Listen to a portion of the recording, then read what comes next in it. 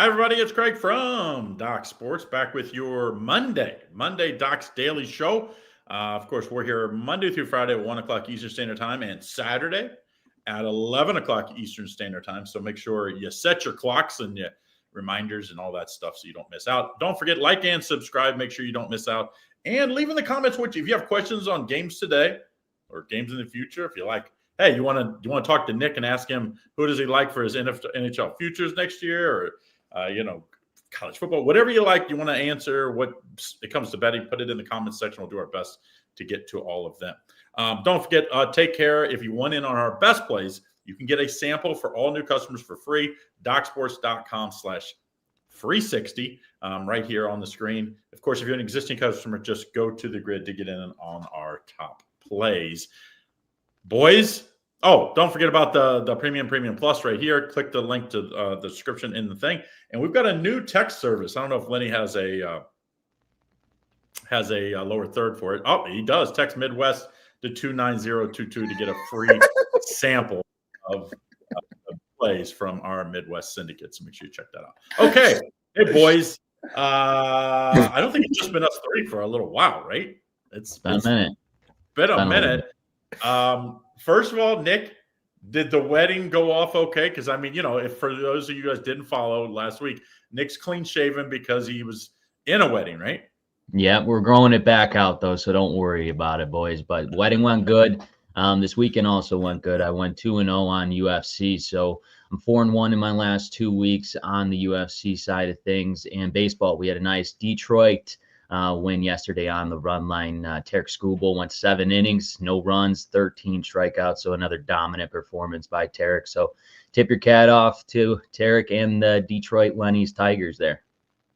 Yeah, I keep waiting for the Tigers offense to kind of, falter. I expect Skubal to do what he's doing. He's the best pitcher in baseball, definitely the best pitcher in the American League right now.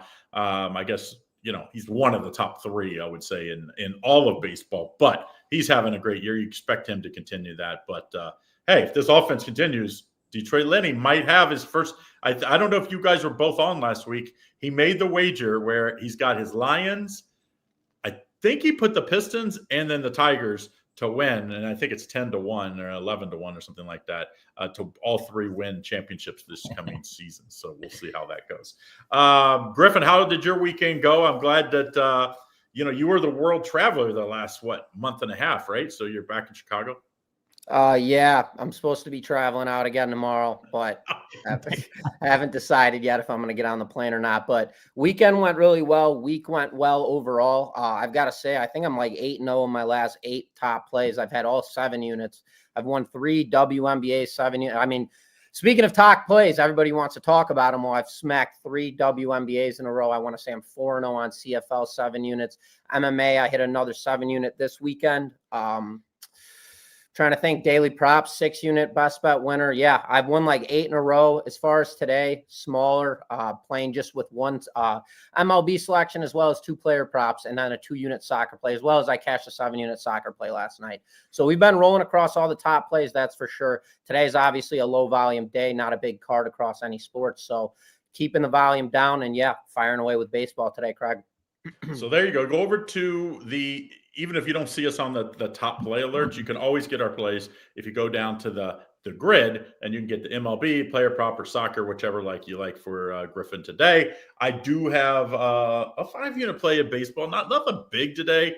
The props is where I've been hot, even though I'm 68%, I think, overall for the month of June. It's been crazy. My 50th birthday celebration is coming to an end here for the whole month.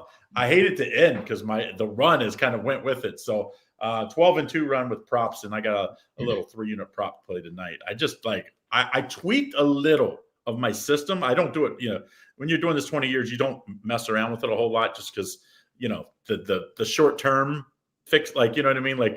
You're losing, you switch things, and then all of a sudden it gets worse. So, but I did tweak just a little, and man, has it paid off. So we'll look to continue that tonight with a little prop action. All right, let's talk baseball, boys. And Griffin, what's up with your White Sox winning a couple games finally, huh? Had some big underdogs. And Nick, the Cubs keep on keeping on the last couple of weeks. I don't think the White Sox are going to maintain that. But Griffin, what do you like here today for a free play? Yeah, I mean, speaking of the White Sox, that's definitely just San Francisco going through a massive regression phase. I wouldn't look anything too past that. We know the White Sox are terrible. They have no arms in that rotation, and their lineup is by far worse. So don't get caught in the mix of that. The White Sox are not a team to jump on when it comes to bet on. But tonight, looking at a matchup, honestly, I have nothing as far as circled up, but I do like this matchup right here. And I'm just rolling straight off momentum with this. I've been watching the Cardinals play. I watched their entire most recent series, and they're just playing absolute dominant baseball. And right now, they've got Fetty on the bump tonight. Fetty comes in with very deceiving numbers. He once was a former White Sox, and this was my first 5-inning guy. So I'm going to go right back to him. He's got 87.2 innings of work, deceiving record with a 3-7 record and a highest 4.11 ERA. He does have 57 strikeouts and 38 walks on the season. Not a good strikeout to walk diversification, which is also deceiving. But for the Pittsburgh Pirates, they've got Andrew Heaney on the bump. He's a southpaw. He's got 3-7 record, 4.48 ERA, 87.1 innings of work, a solid strikeout to walk diversification with 64 Ks and 30 walks. I know the momentum of this Pittsburgh Pirates team as well. They're playing phenomenal baseball, and they just cleaned up the Mets in their most recent series. But right now, this Cardinals team is playing just more defined baseball than I've seen. They're just capitalizing base knocks, home runs when needed. They're having good at-bats. They're working pitchers. I like the first 5 innings here minus half a run with this Cardinals team. I think they're going to scorch off early, and Andrew Heaney, he's a good pitcher, but he doesn't have dominant stuff. I mean, if this guy will come out and he'll give you 6 innings of work, 3 to 4 runs typically, and that's what his ERA is giving out right now. I just think the Cardinals get to him. They're a nighttime team. They smack the hell out of left-handed pitching. So I'd roll Cardinals here first 5 innings minus half a run in this one, Craig. Yeah, I mean, who had on the bingo card, Nick, that the Mets get swept by the Pirates this weekend? You know, like Nick, do you think my wallet hurts from it? But I'll tell you that. Nick, do you think it's more all 3 games? Do you think it's more how the Mets are kind of struggling right now, or do you think the Pirates are starting to turn it around? What do you believe there, Nick? A little bit of both, and I'll go into this game and I'll play devil's advocate here because I actually just did a free play and I'm on the other side of that. And why I'm on the other side is just because of that momentum that we saw this weekend from the Pittsburgh Pirates. I mean, they outscored the Mets 30-4 in that weekend series at home. They're hitting the ball really good and they're producing runs early on in ball games. And you look at Fetty, he only has 57 strikeouts there on 87 innings of work. So he doesn't have overpowering stuff here.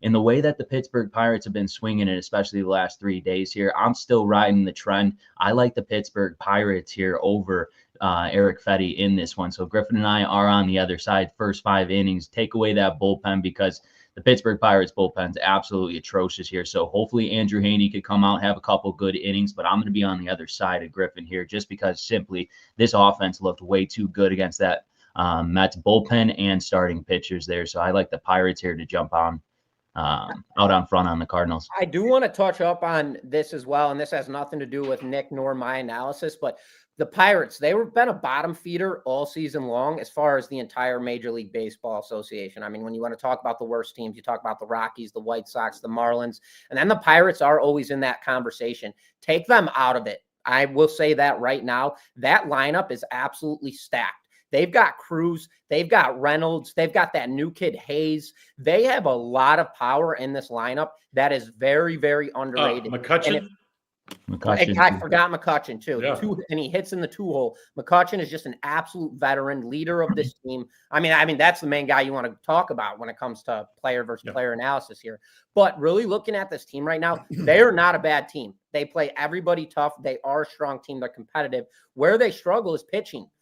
They have no starting rotation, and that's the biggest thing for the Pirates. But they're a bet-on team for me going down the line in this season. I have never been a Pirates bettor, I would say, for the past 3-4 years. They have shifted gears, and they have brought up guys from their system, and they are playing very good baseball. That doesn't change my free play that I gave out earlier. I'm still on the Cardinals here, first 5 innings, minus half a run. But I will say this is a bet-on team. I think right now, though, it's kind of a reset day for them. I think they've kind of extended a little bit too high, so I feel like they're going to kind of come back to fruition today. So that's why I'm on the Cardinals here. But go ahead, Craig. I did want to throw that in the mix. I watched them yesterday, and I was just like, you know what? Damn, dude, this team's a lot better than I thought. Well, the big thing is, what do they do like from here on out? Because you got some guys, they got a lot of young guys, and it's like you're not trading away those guys. But there's some veterans that they have that I think other teams would take off their hands, save them a little money, get a little more prospects. So you got to play these guys between now and the All-Star break, because after that, I kind of think they'll probably bottom out a little more. And then, of course, you have Paul Skeens, which is, like the best pitcher in the National League, top 3. Now I say you keep him. You need to keep him. You got to build. Well, they're going to keep him because they've got him controlled for what, two or 3 more years. They arbitration and everything. So they're going to keep him. I hope long term they find a way to pay him early so that they can keep him long term. Because to be honest, if it's like the Oklahoma City Thunder. Imagine if, like, when they got good, they had to trade away. I mean, you don't have to do this because you have salary cap and revenue sharing in the NBA. But imagine if the Thunder had to trade away their talent because they're a small market team. You don't have to do that in NBA, but in baseball you do. Like, unfortunately, baseball hasn't figured out that if you share the revenue, you'll grow the entire market. Like they just haven't figured it out. I know every once in a while people, like, when I get on my soapbox, they want to say, well, there's teams like the Marlins and the Royals that win championships. Yeah, but look, then 2 years later, like the worst team in baseball again.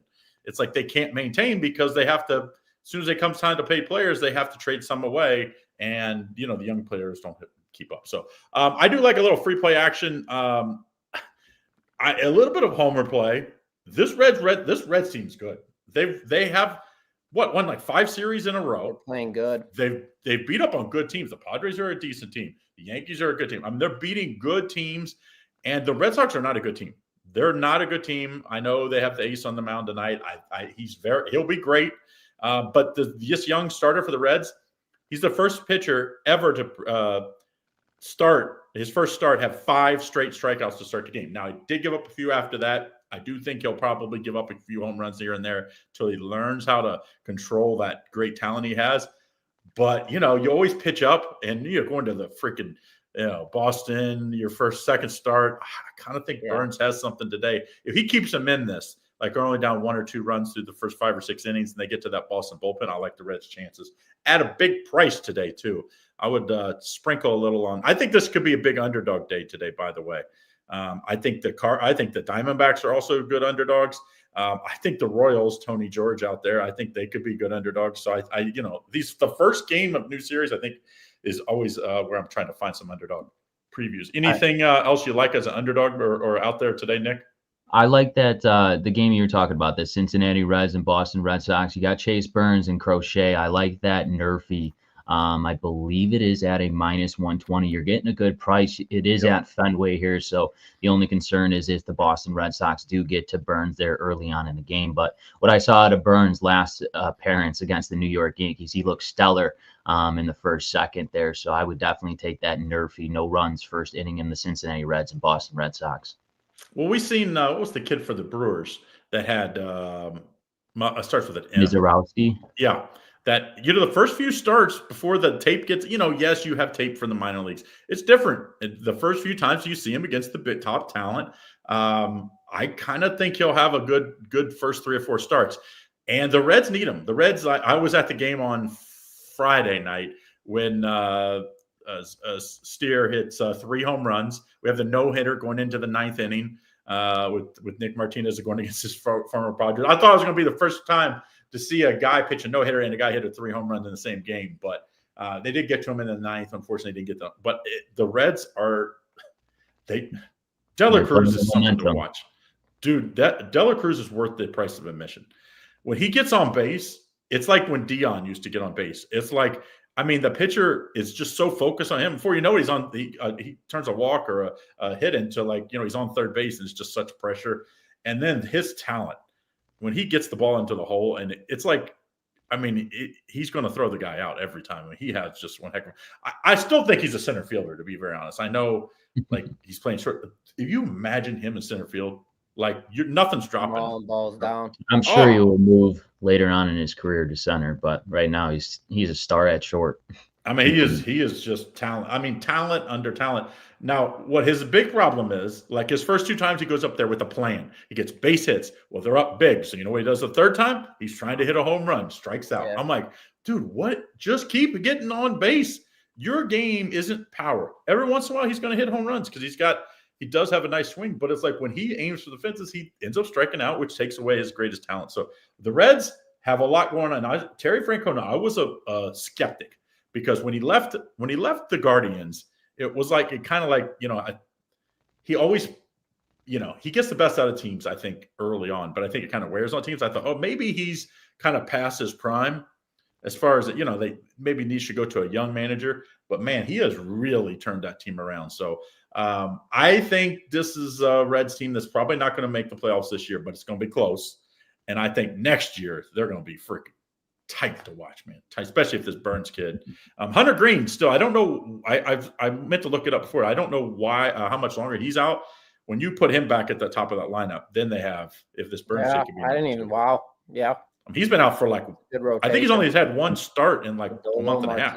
So that's another thing just to throw out at everybody. Nick Martinez, his ERA, I want to say it's like over a 4 on the season. Yep. When he's at home, he's got a 2.5 ERA. So he is definitely a bet on pitcher at home. So keep your eyes out for that when the Reds are at home and Martinez is on the bump. I learned that the hard way with the Padres this weekend.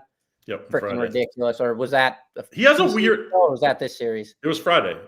He has a weird. Nick's laughing. I'm in the hole about 10 dimes this weekend, so I'm not really happy right now, guys. Have you ever watched him pitch, though?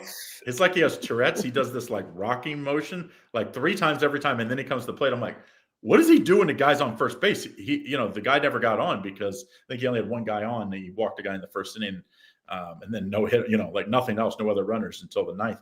Like, I'm like, dude, what is he doing to guys on first base? Because if you go 3 times, the guy could just steal every time. Like it's kind of a weird. I don't think I've ever seen a starter do that ever, but it was working. It was definitely working for him. We talked about WNBA a little bit. Griffin's been hot. I've only had like 4 WNBA plays. No, 5. I think I'm 3-2. I hit the only top play. Like to me, the WNBA is so tough. Like we've seen this weekend, I think it was, where 2 outright double-digit losses. Right? Like wasn't it outright? Like not close. 9, 8, 9, 10 points, and like lose outright. And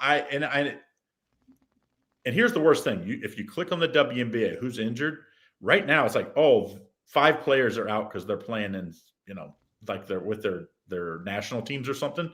Like what? You imagine the NBA halfway through the NBA season, like they're going to go back and play at their alumni high school game. Like, dude, we have to fix this shit. If the WNBA is going to be considered a regular league, like they want to be, like they should, you cannot leave. Thoughts on that, Griffin? Because I couldn't believe it. I had to look it up, and it was true that like Seattle had 5 guys, or not, it was Seattle had 5 girls gone. Craig, I'll be just flat out honest with you right here on the show. I run an algorithm for my WNBA selections, and my thing's bang on. When it comes to actually breaking games down, I truthfully couldn't tell you. I couldn't tell you. I'll just be flat out honest with you. My algorithm absolutely rips. I'm up like $4,000 in the last 2 weeks. It's as far as I need to know. I punch in my digits. I weigh the scales. I add them up, rerun the system. As soon as it's ran, I get my numbers printed. I find my edge, and I bang it. Well, the big trend I've seen, if you're just not running a system, if you're like, what is that? The girls, when you see these teams that are missing 5 girls, Golden State almost beat, I believe it was the Liberty. They almost beat them like a week ago. Golden State's been a sneaky underdog, though. And Seattle beat somebody without 5 players as an underdog. It's like it hasn't mattered as much when, like, girls are missing as it would say in the NBA. If you have 5 players missing in the NBA, you're not beating teams. Like rare. But in the WNBA, it just happens. I just think the top to bottom talent in the WNBA, there's a lot less girls too. It's just not as great. So we did see today, I think did you see the announcement of the 3 new expansion teams? The WNBA. Cleveland is 1. They're coming in 2 years, but it's through 2030, but they announced them today.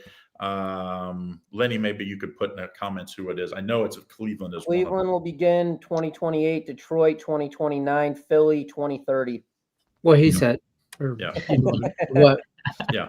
What he said. I mean, obviously they had to add 1 because when they added Golden State, now they have an odd number of teams, so scheduling is definitely a problem.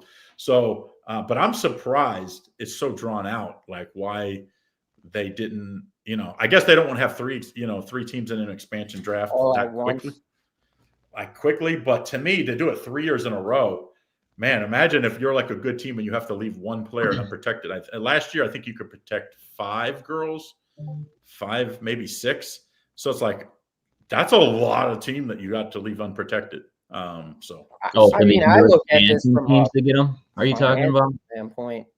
yeah, because what they like you guys are too young to remember the last time the NBA had an expansion team. They added, I believe it was Orlando. At the time, it was Vancouver, all in the same time. Of course, Vancouver ended up becoming Memphis, and it was you know what I mean? It was like, okay, who are you going to protect? Who you're not going to protect? Some teams left veterans unprotected because like these young teams usually don't want veterans. They want young guys that they can build with. So they try to be like, sneaky and say they'd leave, a 33-year-old veteran unprotected, thinking one, you don't want to pay him all this money, and two, he's too old for your young team. So it'll be interesting how that does affect it. I will say this: Golden State has been money. I don't know if you have the numbers, Griffin, but like they've been one of the best teams against the spread this season.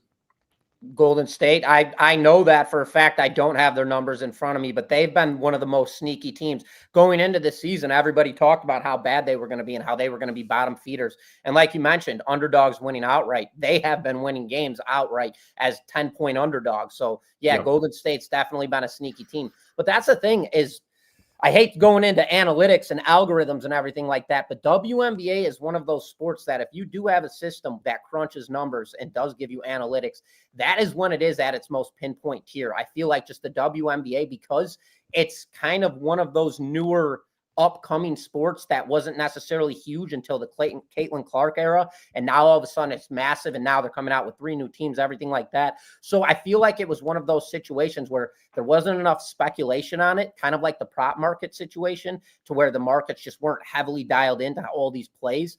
It's still seeming to be that way right now. But obviously, in due time, this will change as it gets more and more attention. I mean, the WNBA is breaking records every single game now with more and more viewers, more and more people betting on it, tuning in. So WNBA is definitely exciting. It's growing, definitely. And now that we have 3 more teams, I wanted to touch up on that as well. I think they're doing that in a three-peat fashion just because it's going to bring more money in. Every single year, there's going to be all new, more hype, more to talk about. More Sports Center BS, more ESPN BS, just more to talk about, more speculation, which all that does at the end of the day is funnel in money. I think that'll take them to 20, right? I think they have 17 now teams. So I think if I'm thinking that, it would take them to 20. It's kind of unique how sometimes they choose markets that don't have NBA teams, and sometimes they choose markets that do. Obviously, Golden State, they are actually using the old facility of the Warriors facility. So they have a very nice facility. It's not as close, but still it's a world-class facility. So we'll see how it happens in these other cities. I also want to mention CFL. We've had a lot of good CFL cappers so far this year. I've been hot. I think I'm 6-2. I know I'm 6-2 so far. I skipped week 1. I think CFL week 1 is the hardest thing to bet because you can't find a whole lot of information from year to year. Like you just can't. But after you see a couple of weeks, I think it's the easiest sport to, knock on wood, the easiest sport to handicap through the summer. Just want to mention so far, it's been the haves and have-nots. Winnipeg's looked great, 3-0. Saskatchewan's 4-0, and Montreal's 3-1. Everybody else, Calgary's 2-1, is under 500. So it's been the haves and have-nots. Be careful. Be careful. Like we saw Toronto this week. They were undefeated, came out and won outright as an underdog. The CFL can be very tricky. Make sure you get on one of our experts. It's only action, not every week, but most weeks is Thursday, Friday, Saturday, Sunday. So you don't have anything through the weekdays. Every once in a while, they'll have a Monday game, like for the holidays and stuff like that. But so pay attention to that come the weekend. All right, Nick, I wanted to pick your brain, and then we're getting out of here. We got the NHL draft is passed now. We start to see free agency kicking in, and we're going to see trades. Has anything changed in your mind now so far? Or are you still? I know you were pretty strong on Winnipeg and Florida, both being pretty good again next year. I think Vegas too will be up there. Is there anybody that kind of maybe changed your mind a little bit that you got to kind of reconsider for this coming season? I'm with Connor McDavid. I think he needs to do something and get out of Canada if he wants to go win a Stanley Cup. I think he really needs to get on the move there. You're hearing some things with Marchand maybe going to the Toronto Maple Leafs there. I'm hearing some talk about that, or he might retire. We don't know, but Florida's still the team to beat, clearly off back-to-back Stanley Cups. But I'm still going to be high on Winnipeg. I like Connor Hellebuck in net. If you could add a couple more position guys around him, we'll see what they could do next year. But Winnipeg's somebody that I look to make a good run next year. And then Edmonton Oilers, they're like the Toronto Maple Leafs, just can't get over that hump right now. And I don't know if Skinner's your guy in net there, so we'll see what they do. I mean, he had a good playoffs overall. Obviously not the greatest finals, but it's like if you upgrade it there, I think that would keep McDavid. I think he would be like, okay, let's give it one more shot with a better goalie. It's just not that easy. Getting a top flight goaltender is not something that comes cheap. And you don't see a whole lot of them move, so it'll be interesting what a lot of teams do, because there's I think it's pretty wide open. They could fall pretty quickly. Like they've got some aging parts there that could get broken up or retire. Like you said, Marchand retires, all of a sudden that team, where would they been without him in the playoffs? It's like, right. So, I mean, I think it's Florida they were the 5th seed, right? They were because they had to go on the road to Tampa Bay the first round. So, I mean, they went on the road through the entire playoffs. I don't think you can win again doing that. You know what I mean? Like, you got to have a little better regular season. So it'll be interesting. Griffin, any opinions there at NHL so far with these trades and the drafts? Still too early. Can't really change what's not broken. Florida's the team to beat, as Nick just mentioned. Can't really change anything. And on top of that, Florida's never really like, when the season starts, you're never like Florida's going to win the Stanley Cup. I never at least feel that way to myself. And then as soon as it comes to playoff time, that team just turns on the burners and goes and wins it all. So there's really nothing really to speak about. Once we get closer to the season, I'll start doing a lot more analysis and homework regarding the NHL. But for right now, there's nothing to talk about. Florida's the team to beat. They just won the cup. They were one of the bottom feeders as far as the playoffs entering, ended up beating everybody. I mean, they're kind of like the Indiana Pacers, only they finished and the Pacers didn't. Yeah, I mean, I still think the Pacers they're going to be saying, Pacers fans for the next 20 years, the what if Halliburton, he hits 3 threes to start the game and he's playing great. If he doesn't go down, do they have a chance? So speaking of the NBA, LeBron opted in for another year. Did I see Ball got traded? Was that right? Yes. To the Lakers? Yeah. No, to the Cavs. To the Cavs. Ball got traded? LaMelo? Ball got traded. LaMelo for Okoro. And a great trade for both teams.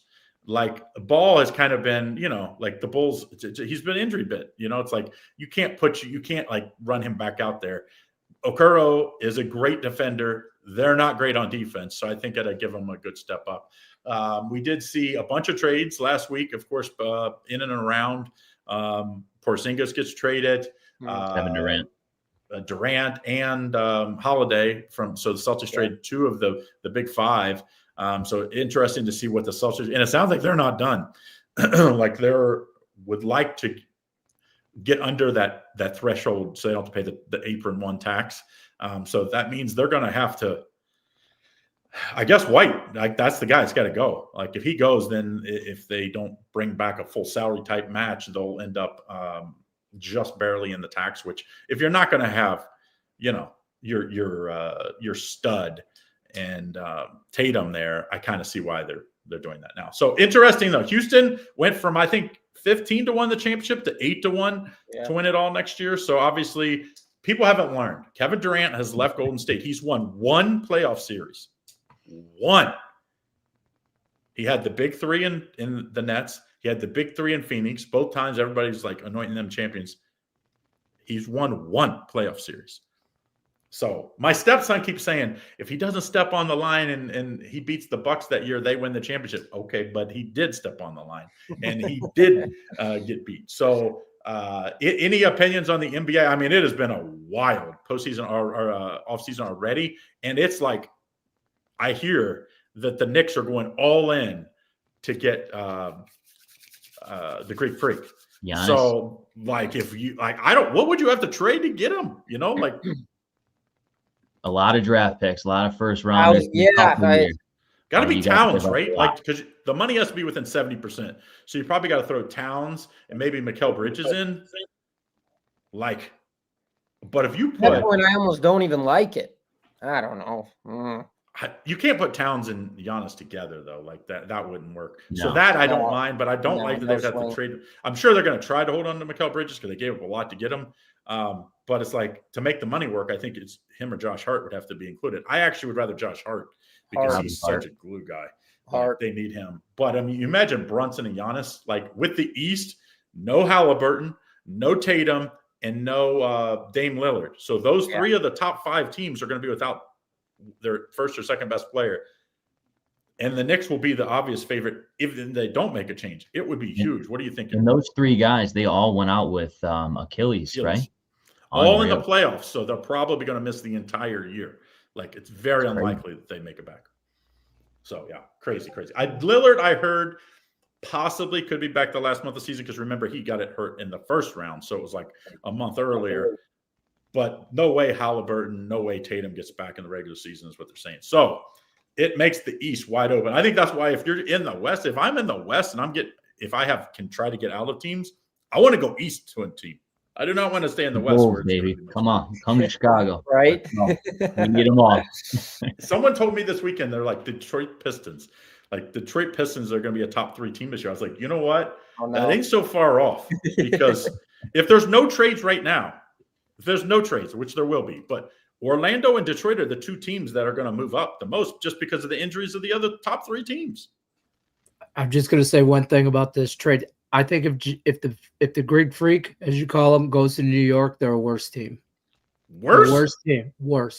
And I think New York's too big of a market for him because Milwaukee got in his head. Milwaukee media got in his head when they lost in playoffs and this and that. Milwaukee's media.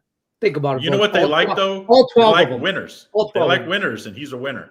And they will win because they still don't have a coach. Nick, maybe you go sign up to be coach because right now they're interviewing. Like I've heard some of the interviews, guys. I'm like, they did not fire a coach in the Eastern Conference Finals to get like coaches that were just fired. There's just no freaking way.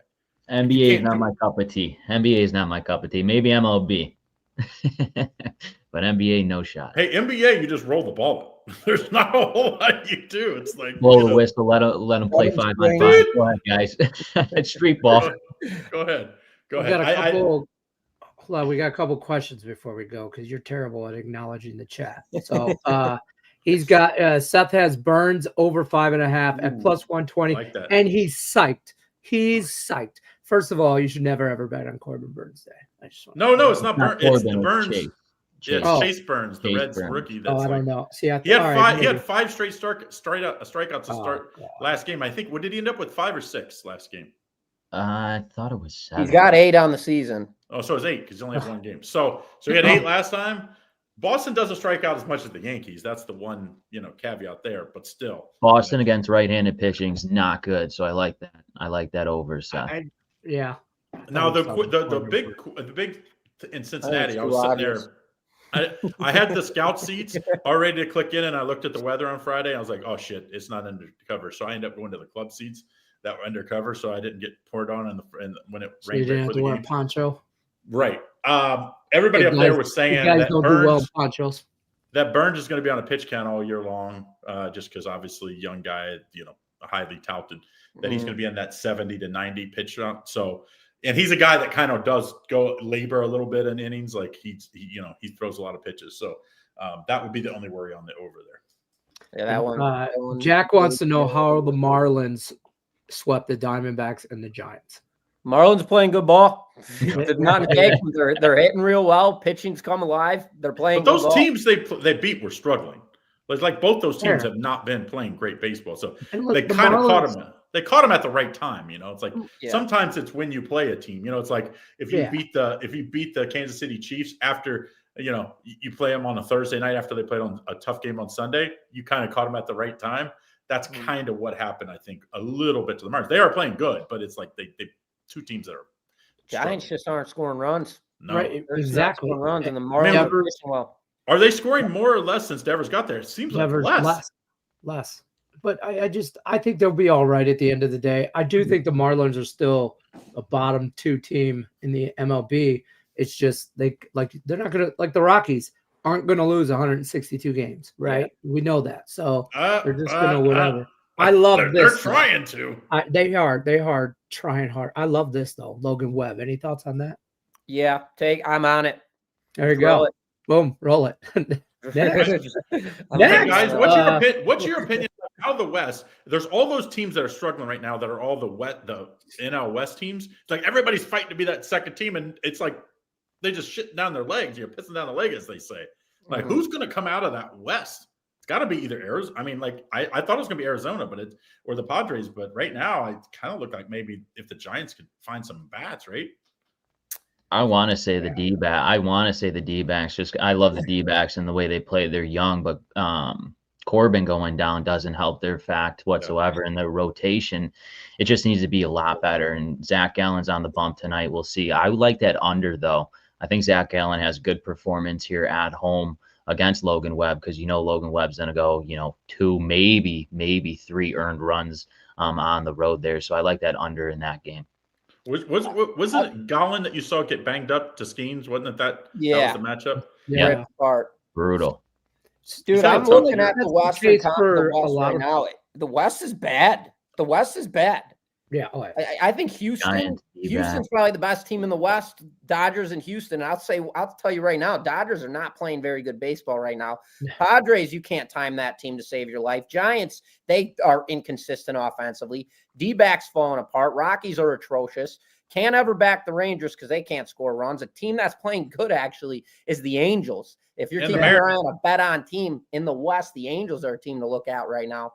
Other than that, I don't like any of these teams. The Mariners have been playing good baseball. They found their bats. Are they playing good baseball though? Are they? They're 3 games above 500. Like, are they? I think really. They played really well at home. 13-run differential on the season. Isn't that in the playoffs right now? What's that? Aren't they like the last team in the playoffs right now? They're 6.5 out, but as far as playoff sneaking on a wild card, they're tied for the last place in the wild card. They're out of the Padres. Yeah, 2 games behind Toronto in the wild card, 2 or 3.5 behind Tampa, and the Angels are right behind. I think the Rangers leapfrog everybody. The second wild card is the greatest equalizer ever in playoffs. Texas. Because like everybody's like in it, everybody feels like they can get the second wild card. You look at the American League wild card teams that are the top 2 I just mentioned, Tampa Bay and Toronto, and then Seattle. Behind them, Angels 2.5, Texas 2.5, Cleveland 2.5, 3 with the Red Sox, 3.5 Twins, 4.5 in the Royals, and the Orioles, Athletics, and White Sox are way the hell out there, double digits behind wild card. But out of all those teams I mentioned, there's not a lot to like say is going to leapfrog anyone. I think the Rangers. I think the Rangers. It keeps teams in so they don't sell off because everybody feels like, we're only a 3-game winning streak to being in the freaking playoffs. And we have seen teams that make the second wild card can still win it. I mean, anybody that gets in the MLB playoffs because it's like one hot pitcher. What was it a couple years ago? What was the Texas pitcher? And then he got a big contract and he sucked. Wasn't it Texas pitcher? Jacob deGrom? No. You're not thinking of Cole, are you? No, it was starts with an N. Fuck. Still the on Angels. The Angels signed him. The Angels signed him, and he sucked after that. I think, right? Was he a starter? Yeah, he was a starter. It was. And he pitched for the Rangers. I think it was the year the Rangers won it. Evaldi? No. Evaldi. Yes. Nathan Evaldi. Like that dude got like it. He was hot for a while. He was a great. I made some money on him in his peak at the time. Look what he's done since then. When he faded, he fell off hard. He got paid. I learned my lesson real quick and had to go on the other side because not everybody can do the Lenny, Griffin, Nick, and Craig drinking for like 2 weeks and then still keep going every day like we do here. Like athletes can't do that, and they didn't realize they couldn't do the party. Ask Nick about that one. I'm not too sure.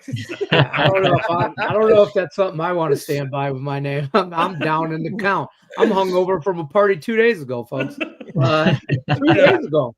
Whoever came, I will say this. Whoever came up with the second wild card and to expand it was genius move because it at least gives teams that and fans we're only 3, 4, 5 games out. That's not that much, especially as early as the trade deadline is, as much as the season is left. It's like we've seen it. Well, who was the team last year that came from way back They make playoffs? Yeah, they made the playoffs, and they were way back. Tigers. It was the Tigers. Yeah, it was the Tigers. They I were thought what, this was a 15 trick games question. back, right? They Oh, were 15. yeah. They were on Yeah. like a 30 game, like it was like something. They came out of. I mean, they talked about trading Scooble, right? That's where it came up Scooble- the whole song. It's top 10 on your Spotify, Pandora, Apple Music, wherever you want. G Mac, shout out my guy. All we do is win. The Tigers won again. Yeah, Scooble. They were talking about trading Scooble about this time last year, and then they make that. So, I mean, I think everybody, GMs, included, and owners are like, "Hey, we're not that far out." So, and I will say that I really like the play-in tournament in the NBA. I think that both of those two things took it made the season more interesting. At least both long seasons, I think it both made it interesting. I would love to see an MLB in-season tournament. Imagine that. That'd be cool. Yeah, like what was the hockey this year? That was awesome when they took the Four break. Nations. Four The Nations. Four I Nations. was out on that until That was good hockey. That was just good hockey. Like for those fans that are not big hockey fans, Is that and every watch 4 any years? of that, yeah. Now they're gonna do it every 4 years. It's gonna be the opposite year of the Olympics, right? So it's gonna be like every Olympics will be. Is the Olympics? Yeah, the Olympics will be 2 years. So yeah, so it's every 2 years we'll have like good hockey as far as international competitions. So I think hockey when the playoffs come around, but just the Four Nations really showed the NHL in a different light because not the average. Anybody likes NHL watches the NHL playoffs. Right. They all know Stanley Cup playoffs. There's nothing compares to it. But then you get like your casual watcher, I guess you would say, or casual better. Four Nations, they ran with that shit. Well, the MLB is next year is the what do they call that? It's before the season. It's the It's the I love that World Baseball Classic. Yeah. I saw that Witt has said he's going to be in it, right? And like he just committed. So it's always interesting to see because it's usually not the veterans. It's like young, good talent, solid talent that goes and plays in that. I don't know how you could do it in the middle of the season, but that would be awesome if you did, where it's kind of like you give a break of a week or two and you did this in the middle of the season. Because when you do it before the season, you're competing against March Madness and NBA and NHL. It's like, that's right. Everybody's watching that was going on then. That's right. Yeah. Wow. So it'll be interesting, but I kind of go off the subject here. But I will say this, boys. The moral of the story, not everybody can drink like us, boys. Now, we're not as what we once was. Ain't that the truth? I could still drink like I was 21. I just turned 52. I could still drink like I was a teenager, dumbass, whatever. But I cannot recoup the same. Yeah, you just feel a little more. There's no more of those days in a row. I need a day at least in between. Yeah. I used to be able to stay up and do my video. I would get drunk, sober up enough to do the video at like 3 or 4 o'clock in the morning, and then get up, 3 hours later and put the picks in. I was like, I can't do that anymore. I can't do that anymore. But I could drink a couple days in a row, especially if these boys are with me. So thanks everybody for watching. Don't forget, if you haven't done so, hey, check out the new Midwest Syndicate. It's free. Text the word Midwest to 29022. And you'll get some free plays sent directly to your phone. 2, 3, 4 days. You never know how long our boss keeps it open for you, but it's free to test it out. So we'll be back again tomorrow. I won't be here, but these other knuckleheads will be, and Tony George will be in tomorrow. So have a good one. Hope all your bets are winning ones, and good luck. Unless you're against me. Maybe.